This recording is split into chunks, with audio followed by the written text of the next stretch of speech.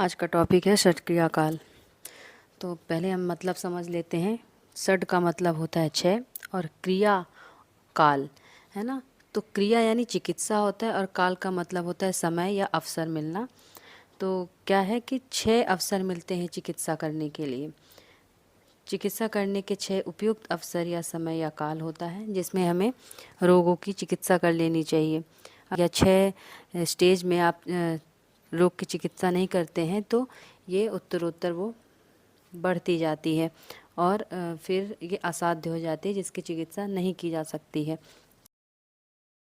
आगे हम देखेंगे इसके जो स्टेजेस होते हैं। तो जैसे कि इसका नाम ही है षट क्रिया काल, तो 6 स्टेज होती हैं। संचयम च, प्रकोपम च, प्रसरम, स्थान संश्रयम।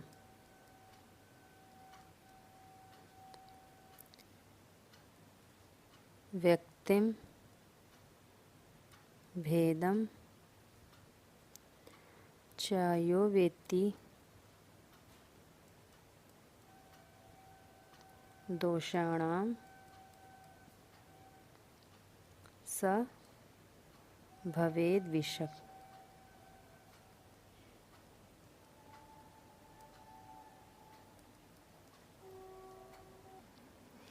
तो ये श्लोक किसने दिया है? सुश्रुत जी ने दिया है सूत्र स्थान में। 6 अवस्थाएं होती हैं। संचय, संचय, प्रकोप, संचय, प्रकोप, प्रसर, स्थान संश्रयम, व्यक्ति और भेद। पहली अवस्था क्या है? संचय अवस्था। दोष जो होते हैं उनका संचय होने लगता है। दोष जो है वो अपने स्थान पर को प्राप्त होने लगते हैं और वो अपने स्थान पर ही एकत्रित होने लगते हैं, इकट्ठा होने लगते हैं। तो वहाँ दोष संचय, अपने स्थान पर ही दोष संचय होने लगता है। फिर प्रकोप क्या है? तो दोषों का प्रकोप होने लगता है। कैसे?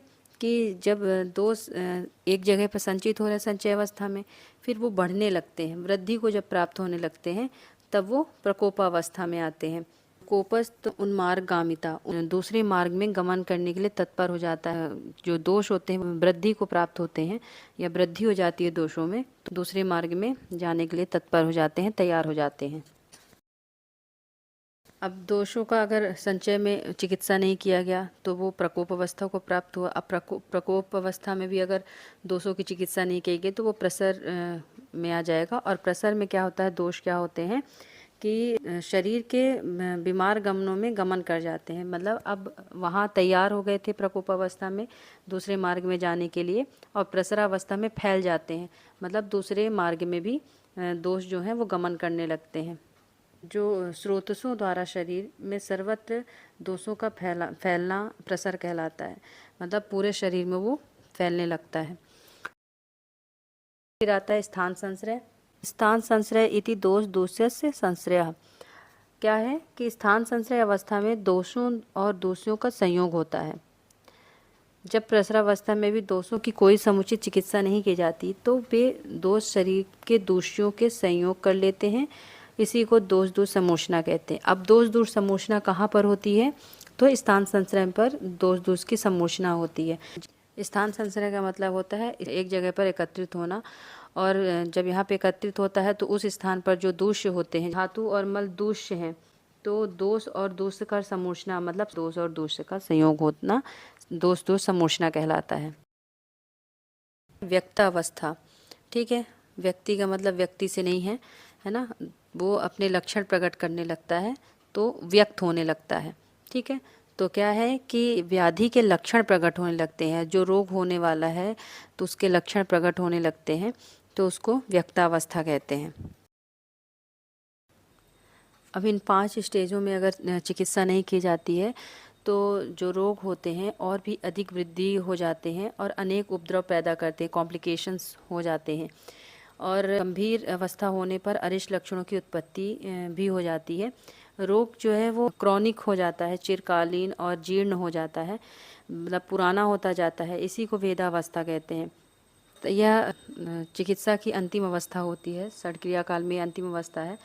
अगर इसमें भी अगर चिकित्सा नहीं की जाती तो जो रोग होता है वो असाध्य हो जाता है, अर्थात उसकी चिकित्सा नहीं की जा सकती है। अब तो जो दोष होते हैं वो धातुओं में पूरी तरह से व्याप्त हो जाते हैं, उसमें मिल जाते हैं और अत्यंत दूषित कर देते हैं। इससे धातुओं का पाक हो जाता है। इस अवस्था को धातु पाक अवस्था भी कहते हैं। धातु पाक के पश्चात जब धातु पाक हो गया तो उसके पश्चात क्या है, क्षय की पूर्ति करने के लिए व्रण उत्पन्न हो जाते हैं। इसलिए इस अवस्था को व्रणावस्था या भेदावस्था भी कहते हैं। हम क्रियाकाल का चार्ट देखेंगे, इसमें आपको सारी चीज़ें और भी क्लियर हो जाएंगी। तो षट क्रियाकाल की जो प्रथम अवस्था होती है वो संचय अवस्था होती है, और संचय अवस्था में स्वस्थान में दोषों की वृद्धि होना तो संचय अवस्था कहलाती है। अब इसमें क्या है कि वात में कौन से लक्षण दिखते हैं, पित्त में कौन से लक्षण दिखते हैं और कफ में कौन से लक्षण दिखते हैं। तो वात में स्तब्धपूर्ण कोष्ठता, कोष्ठ यानी पेट होता है तो लगेगा स्टमक या आमाशय, पेट भरा भरा सा लगेगा। पित्त में कौन सा, पीत भासता मंदोष्मा, जो शरीर की उष्मा है वो मंद हो जाएगी। कफ में गौरवता आएगी, आलस्य न भारीपन, आलस्य, चय कारण विद्वेष, ये लक्षण संचय में आएंगे। और इन लक्षणों को देखते हुए इनकी हमें प्रथम अवस्था में ही चिकित्सा कर देनी चाहिए ताकि जो दोष हैं वो आगे के स्टेज में ना पहुँचे। दूसरी अवस्था क्या है, प्रकोपावस्था। तो प्रकोपावस्था में दोषों का उन्मार्गामी होना। दोषों के प्रकोप के लक्षण क्या दिखेंगे, जब बात का प्रकोप होगा और पित्त का या कफ का प्रकोप होगा तो कौन से लक्षण दिखेंगे। तो बात का प्रकोप होगा तो बात में लक्षण दिखेंगे कोष्ठतोष संचरण। कोष्ठतोष संचरण में बात जो है वो कोष्ठ में घूमता रहता है। और पित्त अम्लिका, पिपासा, परिदाह, बार बार प्यास लगना, परिदाह होना। कफ अन्य द्वेष, अन्य का द्वेष होना। हृदय उत्क्लेश, हृदय में उत्क्लेश होना।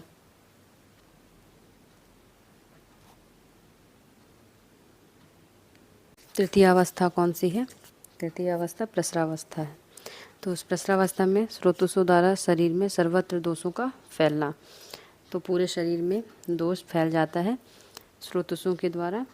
तो अब वात पित्त कफ कौन से लक्षण दिखेंगे, वात में कौन से लक्षण, पित्त में कौन से और कफ में कौन से लक्षण दिखेंगे। तो बीमार गमन आटोप प्रसरावस्था है, तो इसमें जो दोष हैं वो दूसरे मार्ग में गमन करने लगते हैं। आटोप होगा। पित्त ओस, चोस, परिदाह, धूमायन, ये लक्षण दिखेंगे, है ना। कफ में आरोचक, अविपाक, अंगसाद, छर्दी। अब चतुर्थ अवस्था क्या है, स्थान संश्रय। इसमें क्या है, दोष दूर सम्मोचना प्रारंभ हो जाती है। मतलब दोष और दोष यानी धातु और मल ये एक दूसरे में मिलने लगते हैं और पूर्व लक्षण इसमें उत्पन्न होने लगते हैं।